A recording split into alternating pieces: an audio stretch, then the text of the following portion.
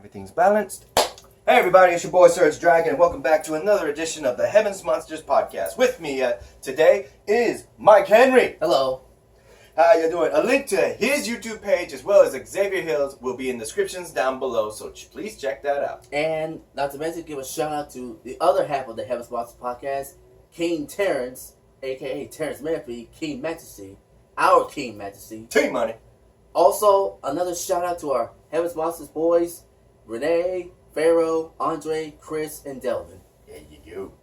So, today we'll be covering what we, thankfully have enough storage space, so we're going to cover 205 Live and NXT on June 18th and 19th. So, let's get going. First up, the Singh Brothers versus the Lucha House Party. That match was all over the place because these guys wanted to settle some differences. And with the fact that we had outside interference, I was like, damn it. It didn't go. Because we had a quick damn pin thanks to outside interference. Damn it. Who was the outside interference? It said Sunil looked down for the count after taking a shooting star press, but Samir broke up the pinfall, and a melee between all four superstars broke out. In the midst of the chaos, Sunil had a confrontation with Kalisto that resulted in the dismemberment of Penelope the Pinta. That's right. It was the freaking pinata. They ripped the pinata's head apart. And that's like, what the hell? And I gave him the chance. And then Liz was caught off guard, allowing Sunil to roll him up with a handful of tights and pick up the major victory. Damn. Next match. Next up, the Brian Kendrick versus Russ Taylor. I guess a new contract to 205 Live or just local talent? Some local talent. Got beat, I tell you that much. Yeah, because Brian Kendrick is coming off of a very tough loss against Mike Kanellis 3 weeks ago. Slicing bread, number 2. Yeah, but today's action was proved to be a mistake when the man with a plan unloaded his opponent, showing off his full range of abilities at Taylor's expense. Attacking with speed and precision, Kendrick executed sliced bread number 2, like you said, to put an end to Taylor's display of disrespect. And then finally, Oni Lorcan versus Arya Daivari. Mm-hmm. Oni Lorcan would go on the offensive and prove his worth that he is a superior wrestler to Arya Daivari. And it would show in how low Arya Daivari would go by bringing in a chair from out of nowhere and ultimately get himself disqualified and just ruthlessly, tongue twister, brutally attack Oni Lorcan on the table, off the table, and leave him a bloody mess. Yeah. Paying him back for the stitches he got in his ear. Daivari engaged in a vicious dismantle of Lorcan around the ring before throwing him into the LED board on the entranceway. Yeah, that I forgot. As the officials tried to help Lorcan, Daivari delivered one more exclamation point by crushing his rival with a hammerlock lariat on the entrance stage. And that's how 205 Live came to an end. Okay, go ahead and look up. And now let's talk about NXT. Yeah, June 19th. June 19th.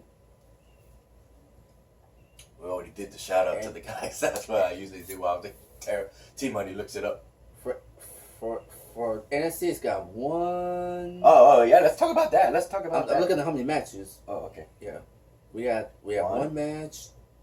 The introduction of that. Yeah, we'll talk about that.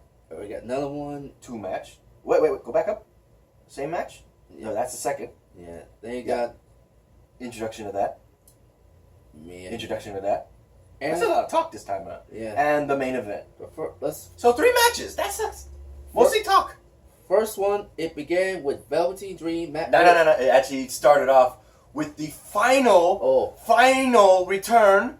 He's been gone since NXT Takeover 25. Oh yeah, Tyler Breeze Pretty. No, not that. No. The Undisputed Era. Undisputed Era, excuse me. Started off the show, my brother. Yeah. And they were talking smack about all the other champions, saying that they better keep those titles nice and warm and shiny for the remaining members of the Undisputed Era: Roderick Strong, Bobby Fish, and Kyle O'Reilly. That is when Velveteen Dream comes in and issues the fact that everybody scraped for this. When Adam Cole said that nobody can touch us, Velveteen Dream would say, "Nobody can touch you. I want to touch you." Everybody's screaming like, no, that's me. I'm like, no, don't say that. Everybody loved it. And it wouldn't be just him. It would be, go on. It would be Matt Riddle, the barefoot wrestler, and of course the original bro, the Prince Pretty himself, Tyler Breeze. Tyler Breeze. Breeze is pretty. Everybody's screaming at Breeze is gorgeous. Breeze is gorgeous. Like, oh my god, they're happy to have him back as a NXT OG. He's on the roster full time now, just for a record. And they all inform everyone that NXT General Manager William Regal has taken up his suggestion for a 6-man tag team showdown. What up? What is this? Hey, what's up? My mom's back. Okay. Next up, Damian Priest versus Raul Mendoza. Ah, yes. Formerly known as Punishment Martinez, got rebranded as a player and powerhouse, and would beat up one of the regular underdogs, sadly no names, of, what was his name? Of NXT. We have... Is it Damian Priest or Raul Mendoza? Raul Mendoza. Sorry to say, Raul Mendoza, you get beat up again by one of the newest talents. Big names, man. That sucks for that guy. He's literally just a punching bag for NXT. That's sad. Next up, the NXT Breakout Tournament to begin next week. Now, what this is about is the fact that William Regal is giving... That's okay. My mother's prepping the food for later, so that's what you're hearing. You're seeing the aluminum being ready to cook over the food. In which case, the Breakout Tournament is actually going to be for 8 superstars that William Regal is giving the chance at the WWE Performance Center for 8 different talents, 2 of which you might recognize, because even WWE gave them their FKA, which stands for formerly known as, like AKA, also known as, formerly known as TJP, not TJP, DJZ, thank you. Yoki Wally. He's going to be known as Yoki Wally. And then we got... Like I said, Angel Garza. Formerly known as Humberto Garza. No. What is it? Trevor Lee is in there. Cameron Grimes. Cameron Grimes is what he's going to know. So, 2 Impact wrestlers. The other ones, I don't know, per se. We got one big Japanese wrestler that's a bigger version of Shinsuke Nakamura. It looks like his twin brother, but he let himself go and decided to make himself a heavyweight class. That's what he looks like. The other Impact you mentioned, Dexter Lumis, better known as Creepy Bastard Samuel Shaw. So we got 8 competitors going in next week, starting in a 8-man tournament to determine who's going to be the one to get a NXT contract and become a WWE superstar instead of just a trainee. Next up, we have the women's match: Xia Li versus Tainara Conti. Wait. I think that's pronounce her name wrong. Is this Xia? Let me pronounce it. Tainara. Yeah, I think you said it right. Never mind. Tainara. I thought it was one of the Spanish women. Yeah, it's it. But like I said, Xia Li versus Tainara Conti. Oh yeah, that's a Chinese woman. That's right. No, I only see the blonde-headed woman. I can't see with her arm like that. She no, I'm getting wrong. Tainara Conti is the blonde-headed woman. The Chinese woman won that match with a double spinning roundhouse kick. Oh damn! Missed one. Here comes the second. Pow! Yeah. Couldn't miss. Didn't see the second one coming. Said Lee endured the thumping and regained the advance with a series of sternum-shattering front kicks. The self-described Spicy Girl then turned up the heat even further, wiping out Conti with a spinning heel kick to gain the 3 count. The 2 of them. And he got the match. So, the Chinese girl, there. Chinese girl. Lex Lee. And then the blondie is Tainara. Thank you. Oh, and breaking news, the NXT Women's Title Steel Cage match takes place on the 26th of June. Hell yeah. We got the Master of Disguise Io Shirai versus the Queen of Spades, 1/4 of the MMA the horse. submission magician, Shayna Baszler. Oh, they timed that. Nice. Yeah. Oh, man. This woman needs to seriously be dethroned. I know she's a hard-hitting submission specialist, But somebody in the line, I know she's been bullying every single woman. everybody. Well, if Io Shirai doesn't get the job done, we know that Mia Yim is coming. They did a backstory on her. We'll get to that later. No, actually, yeah, we just finished that. We just talked about the steel cage match. That's coming. Yeah. So if Io Shirai doesn't get the job done, Mia Yim will most likely get the job done because she is the person who will be the hero to those who need it. Next up, Street Profits hosted a championship edition of Street Talk. Yep, there's down the street showing off them titles, waiting for the competitors, and apparently there is no one registered for the title yet. But the same can be expected next Wednesday when the Profits battle two of their toughest foes, the Forgotten Sons, Steve Cutler and Wesley Blake. Look forward to that. Here's Mia Yim. We talked about it. And up close of Mia Yim. Mm-hmm. Yeah, keep going. Next one. And then finally, the final match. The main event. 6-man showdown. Cole, Strong, Fish versus Dream, Riddle, and Breeze. Hell yeah. That was an interesting match because of the fact that everybody had a chance to do all sorts of stuff.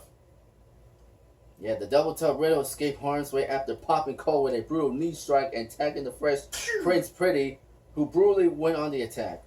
The gorgeous one was caught off guard seconds later. However, when Velveteen Dream tapped himself into the match, and the team's miscommunication began to snowball.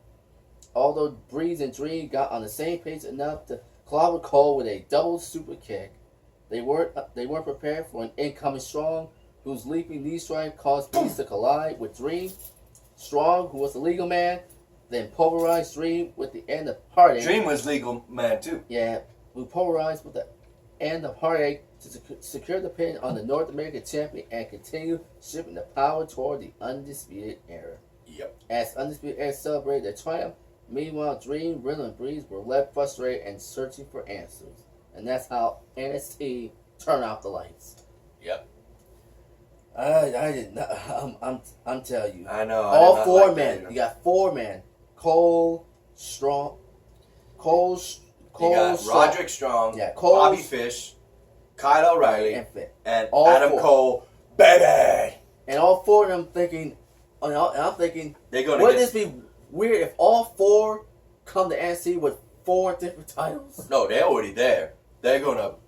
He made a promise. Adam Cole said that by the end of 2019, then the Undisputed Era will have all the gold. Whoa, boy. And we'll have to wait and see. How many Because if I remember correctly, we still have a rematch for Johnny Gargano, Johnny Wrestling, against Adam Cole. I don't know what happened to him. We'll have to wait and see. And you already know, thanks to the kickoff of NXT TakeOver 25, that the former, who had to vacate his championship because of his neck injury that he had to have. Tommaso Ciampa. Yes. He had to have, I think, 3 to 5 in a row surgeries on his neck just to have it fully healed. And the rehab that followed. And he said that he is near completion at that night to his full heal. To be fully healed. So you know he's going back. He's coming back for Goldie. There is no ifs, ands, or buts. He doesn't care who has the title. He is going to take it from them. Oh boys, I hope that recovery is a success because the one thing I don't want. He's going to be one heel everybody's going to love to see back. Let's hope he recovers. Let's just hope for the best. And with that said, ladies and gentlemen, that'll be the end of this video. If you like this video, give it a thumbs up. If you didn't, give it a thumbs down. Hit that subscribe button, like the content, and hit that notification bell for the next Heavy Monsters podcast. Don't forget to check my YouTube link on the bottom screen. Yeah, check it out. Because right now, we're prepared for Stomping Grounds. And as you can see, I got the t-shirt of the man who stomped a lot of holes. Mud holes in a bunch of people, Stone Cold Steve Austin.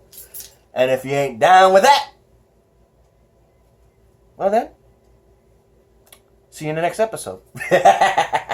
Say bye. Goodbye.